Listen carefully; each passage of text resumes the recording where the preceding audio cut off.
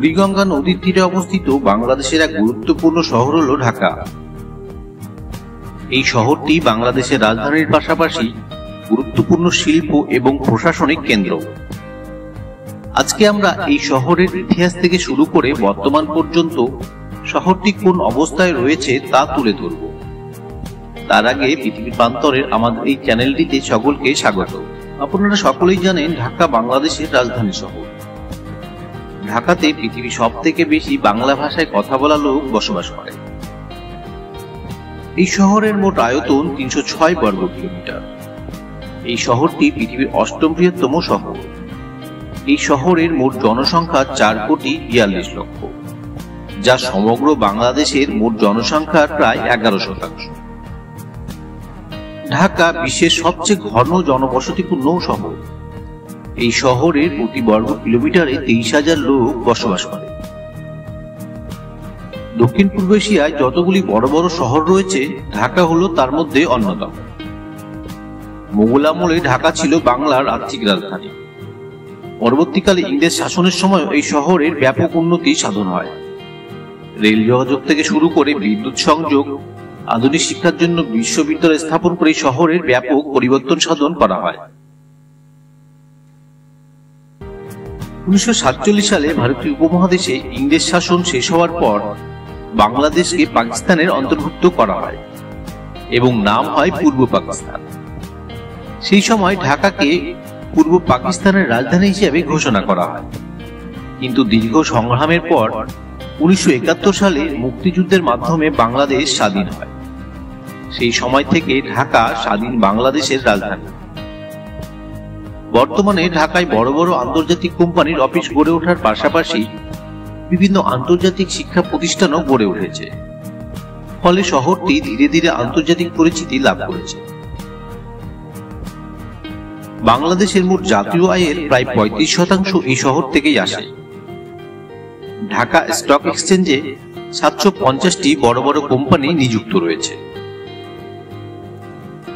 ঢাকায় বসবাসকারী মানুষের প্রায় 70%ই ঢাকার বাইরের বাংলাদেশের বিভিন্ন অঞ্চল থেকে আসা এবং ঢাকার উন্নয়নের 60% অবদান এইসব মানুষেরই।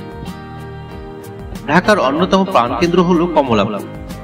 এই কমলাপুরে রয়েছে বাংলাদেশের বৃহত্তম রেলওয়ে স্টেশন, যে স্টেশনের মাধ্যমে প্রতি বছর প্রায় 85 লক্ষ মানুষ বাংলাদেশের বিভিন্ন প্রান্তে যাতায়াত করে থাকে।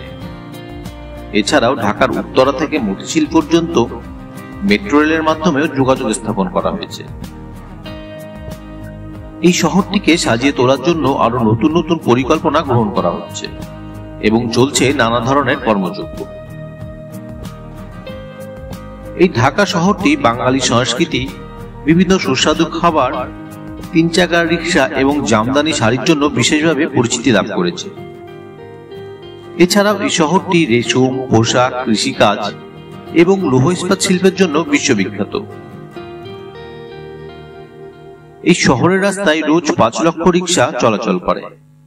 এই জন্য এই শহরকে পৃথিবীর রিক্সার রাজধানীও বলা হয়। ট্রাফিক জ্যামের কারণে এই শহরটি অনেকের কাছে বিশেষভাবে পরিচিত।